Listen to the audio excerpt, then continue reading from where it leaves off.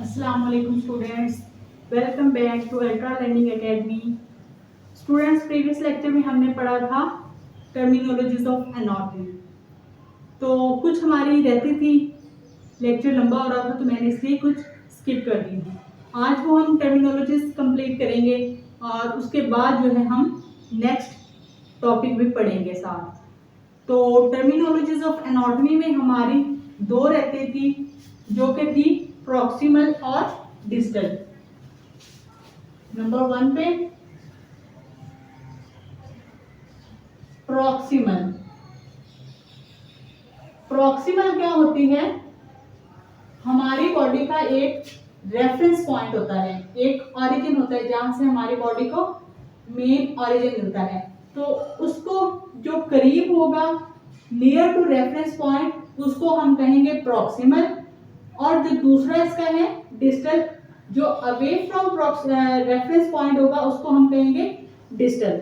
तो यहां पे हमारे पास near to reference point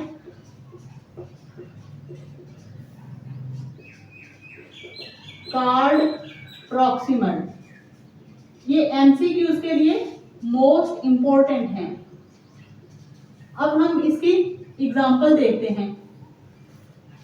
origin के जो करीब होगी वो हमारी, जैसे देखो हमारा जो शोल्डर है वो एल्बो से प्रॉक्सिमल है, क्योंकि शोल्डर एल्बो के करीब है। और जो हमारी एल्बो है वो हमारे रिस्ट से करीब है, तो ये प्रॉक्सिमल हो गए। Example, shoulder proximal to elbow। Number 2 पे हमारे पास एग्जांपल है एल्बो proximal to wrist। ठीक है। अब नेक्स्ट हमारे पास है डिस्टल।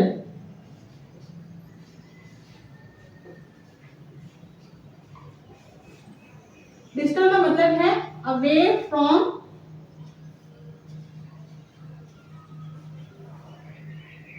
यहां पे भी फ्रॉम आएगा, away from reference point.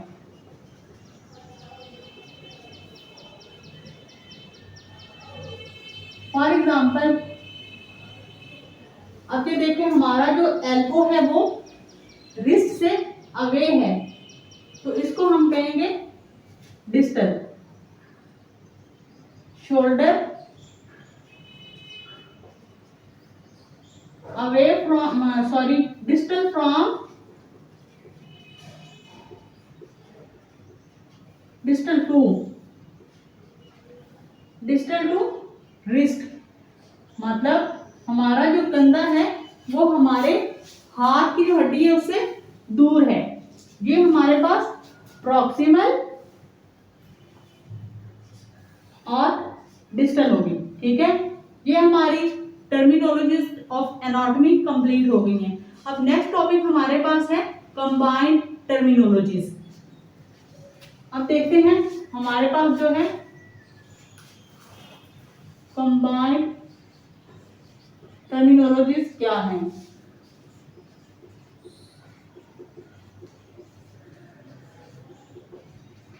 Combined terminologies में नंबर 1 पे हमारे पास है इंफ्रामीडियल। इंफ्रामीडियल का मतलब है, हमने जो एक इमेजिनरी लाइन ड्रा की थी प्रीवियस लेक्चर में, बॉडी के दरमियान से एक इमेजिनरी लाइन, उसको हमने कहा था मीडियल लाइन। तो हमारी बॉडी का जो पार्ट, जो हिस्सा इंफ्रामीडियल होगा, मतलब मीडियल लाइन के जो करीब होगा, उसको हम कहेंगे इंफ्रामीडियल। A part of body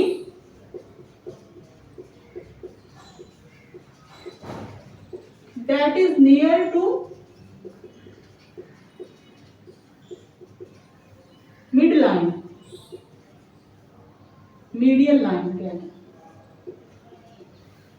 for example, हमारी जो राइट किडनी है या लेफ्ट किडनी है, उसका जो अंदर वाला हिस्सा हमारी मीडियल लाइन के करीब होगा, उसको हम कहेंगे इंफ्रामीडियल। राइट किडनी सपोज कर लें, उसका इनर पार्ट। ठीक है, ये हमारे पास इंफ्रामीडियल हो गया। ठीक है, अब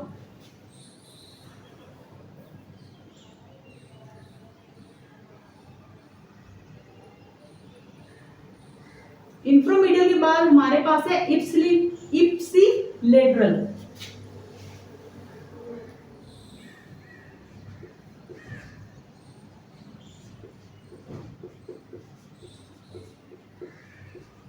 इप्सिलेटरल का मतलब है टू पार्ट ऑफ बॉडी, मतलब हमारी बॉडी के जो दो हिस्से हैं on same side.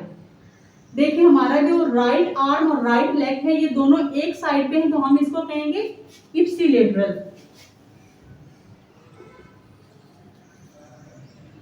To body part on same side, एक साइड पे दोनों body part. For example right arm plus leg, left arm plus leg.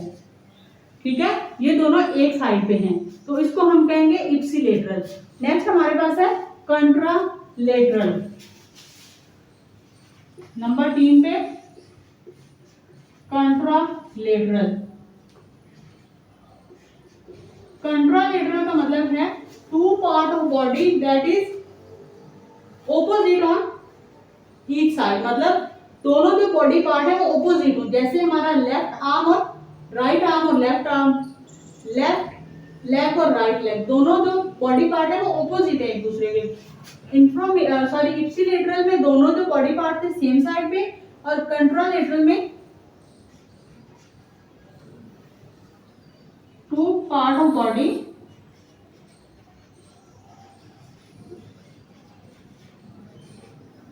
On opposite side.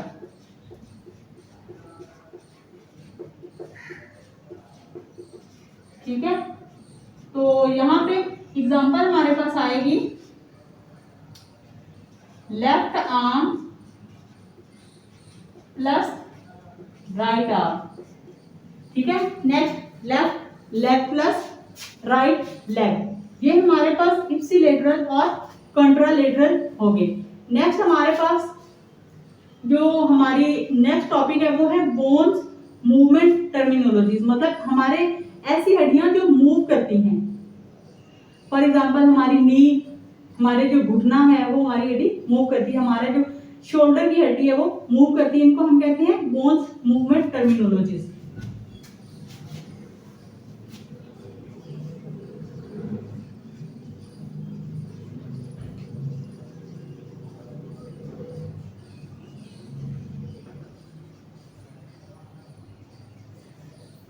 ठीक है, नंबर 1 पे हमारे पास है flexion.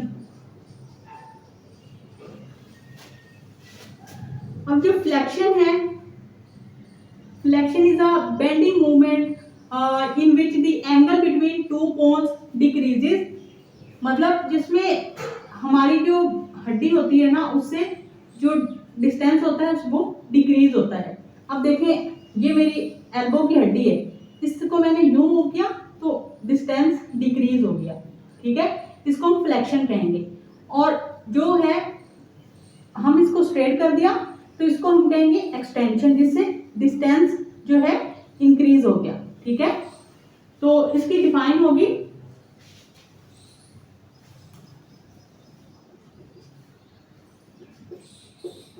Bending movement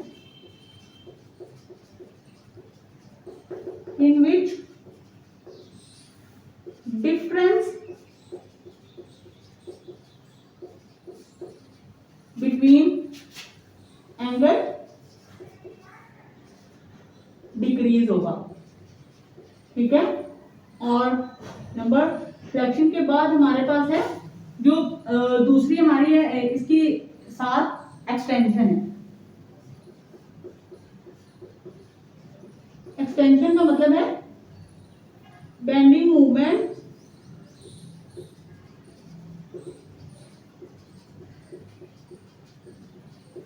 in which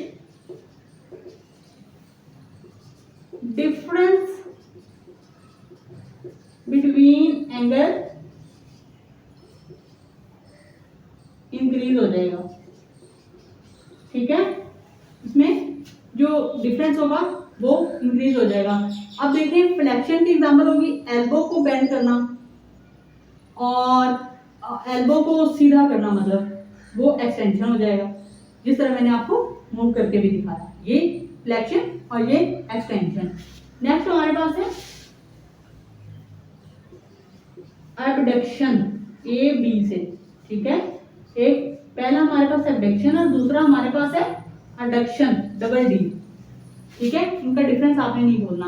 abduction का मतलब है एब, ए बी से। Abduction is the movement of limb away from the body mid line. Abduction मतलब वो मूवमेंट है जिसमें बाजू या टांग मिड लाइन से दूर दूर जाते हैं। जैसा ये देखें, अब जो हमारी मिड लाइन थी उससे बाजू दूर चला गया, तो इसको हम कहेंगे एबडक्शन। और जो अडक्शन है उससे हमारी जो अब देखें हमारी जो बाजू था वो करीब आ गया मिड लाइन के, तो इसको हम कहेंगे एडक्शन। आर्म को साइड की तरफ करना एबडक्शन और करीब करना एडक्शन, ए डबल डी। ठीक है, एडक्शन और एबडक्शन क्लियर हो गया। नेक्स्ट हमारे पास है इनवर्जन और ईवर्जन, आई से और ई से। इनवर्जन का मतलब होता है movement of the sole of the foot towards the mid line. हमारा जो पाँव है उसको हम, हमारा पाँव है उसको हमने यूं मूव किया, अंदर की तरफ मूव किया, तो इसको हम कहेंगे इनवर्जन। और हमारे जो पाँव की डायरेक्शन है उसको हमने यूं किया, यूं बाहर की तरफ किया, तो उसको हम इवर्जन कहेंगे। ठीक है, नंबर 5 पे इवर्जन। ये बहुत कंफ्यूजिंग है लेकिन इंपॉर्टेंट भी बहुत हैं।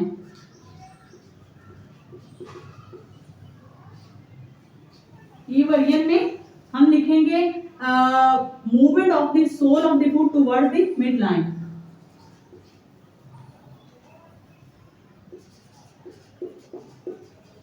Movement of the sole of the foot towards mid line, mid line के करीब। और इवर्जन में away from, movement of the sole of the foot away from mid line. ठीक है, ये हमारा इनवर्जन और ईवर्जन हो गया। नेक्स्ट हमारे पास है एलिवेशन और प्लेंटर। एलिवेशन में क्या होता है? Elevation is the movement of body part upwards, मतलब हमारी जो बॉडी की डायरेक्शन है वो ऊपर, मतलब देखिए मैं खड़ी हूँ, मैं अपने आर्म को ऊपर की तरफ करती हूँ ना, ऊपर छत की तरफ, तो ये देखो ये मैंने थोड़ा सा किया, लेकिन आप अगर फुल करेंगे तो उसको हम कहेंगे एलिवेशन। अब फेस को हम ऊपर की तरफ डायरेक्शन करते हैं तो इसको भी हम एलिवेशन करते हैं, मतलब हमारी जो बॉडी की डायरेक्शन होगी वो अपवर्ड होगी, पार्ट, बॉडी पार्ट की, कंप्लीट बॉडी की, बॉडी पार्ट की जो डायरेक्शन होगी। नंबर 7 पे हमारे पास है elevation.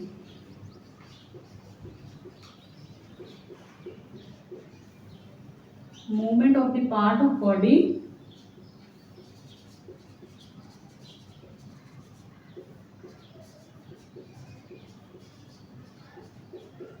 Part of body upward. अब यहाँ पे हम जार को लेंगे, जा, जा कहते हैं जबड़ा। ठीक है, शोल्डर, बाजू को हम ऊपर की तरफ करते हैं, ये हमारे पास हो गया एलिवेशन। ठीक है, नेक्स्ट हमारे पास एलिवेशन के बाद हमारे पास नेक्स्ट है प्लैंटर फ्लेक्शन। प्लैंटर फ्लेक्शन वो मूवमेंट है जिसमें पाँव नीचे की तरफ हम जो है पॉइंट करता है और फुट जो है वो लेग के दरमियान एंगल बढ़ जाता है। जैसा कि हमारे पाँव की अगर सम टाइम ऐसा होता है कि वेन को खिंचाव बढ़ जाता है, ठीक है। तो उस खिंचाव से हम पाँव को ऐसे ऐसे जो हमारी फिंगर्स होती है ना, उनको हम ऐसे नीचे नीचे की तरफ करते हैं, नीचे की तरफ जोर से दबाते हैं, जिससे हमारी जो वेन है थोड़ी सही हो जाती है। तो इसको हम कहते हैं प्लैंटर फ्लेक्शन।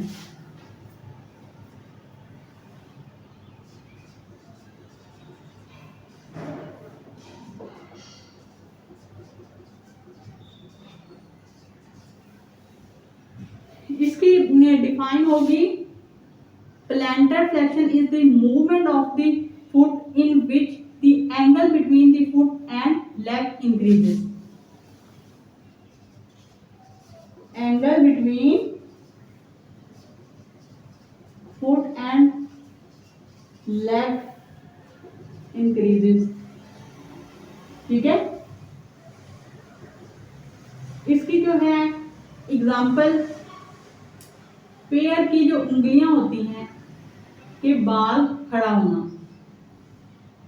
पैर और उंगलियों के बाल खड़ा होना, मतलब समटाइम हम यूं यूं पांव के बल खड़े हो जाते हैं यूं। और कार का जो एक्सीलरेटर होता है उसको दबाना, कैसे दबाते हैं, हम पांव से दबाते हैं, तो इसको हम प्लैंटर फ्लेक्शन कहेंगे। और नेक्स्ट हमारे पास है 9 dorsiflexion.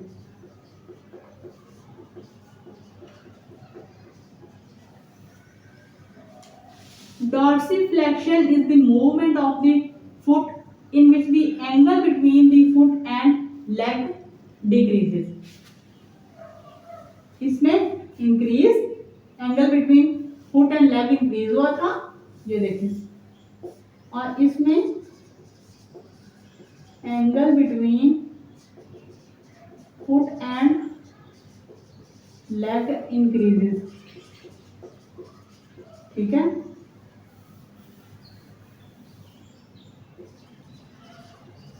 Angle between foot and leg decreases, ठीक है, इसमें इंक्रीज। यहाँ पे जो है हमारा आज का लेक्चर कंप्लीट होता है। हमारी जो है कंप्लीट, जो हमारा चैप्टर 2 है वो कंप्लीट हो गया। इसमें तमाम टर्मिनोलॉजीज हैं और ये मोस्ट इम्पोर्टेंट टर्मिनोलॉजीज हैं। एग्जाम्स के पॉइंट ऑफ व्यू से इसमें एमसीक्यू लाजमी आता है और समटाइम लॉन्ग क्वेश्चन भी आता है, ठीक है।